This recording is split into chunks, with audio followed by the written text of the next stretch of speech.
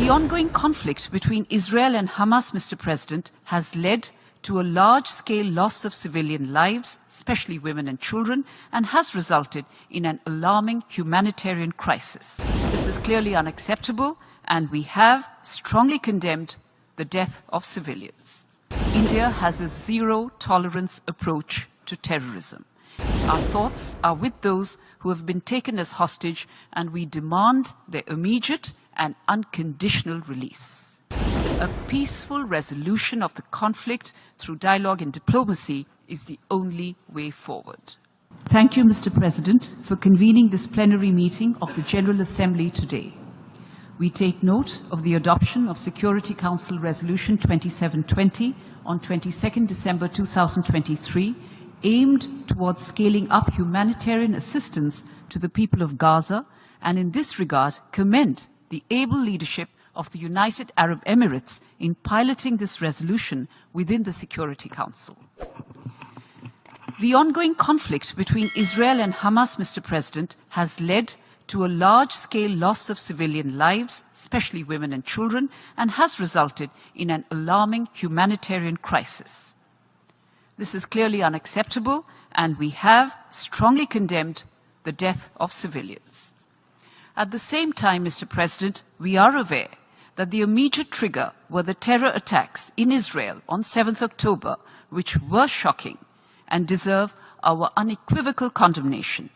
India has a zero-tolerance approach to terrorism. There can be no justification for terrorism and hostage-taking. Our thoughts are with those who have been taken as hostage, and we demand their immediate and unconditional release. I will also state, Mr. President, that the leadership of India is in constant touch with the leaders of the region, including those of Israel and Palestine. We've also voiced our views in multilateral fora such as the G20, the BRICS, and at the Voice of the Global South Summit in November 2023, and have reiterated our long-standing and principled position on the issue. We have also called for continued humanitarian aid for the affected population, and in this regard, we hope that Security Council Resolution 2720 would aid in enhancing humanitarian assistance.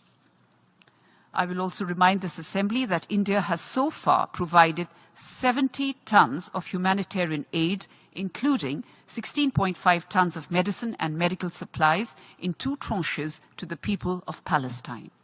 We've also provided $5 million, including the $2.5 million we provided in end December 2023 to the United Nations Relief and Works Agency for Palestine refugees in the Near East, which will go to support the agency's core programs and services, including education, healthcare, relief and social services provided to Palestinian refugees.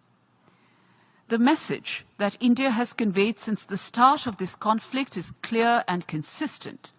It is important to prevent escalation, to ensure continued delivery of humanitarian aid, and to work towards an early restoration of peace and stability.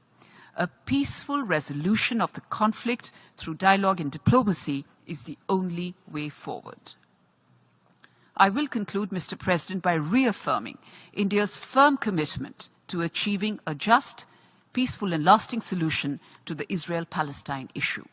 We firmly believe that only a two-state solution achieved through direct and meaningful negotiations between both sides on final status issues will deliver an enduring peace that the people of Israel and Palestine desire and deserve. For this, we urge the parties to de-escalate, eschew violence, and work towards creating conditions for an early resumption of direct peace negotiations. Subscribe to One India channel and never miss an update.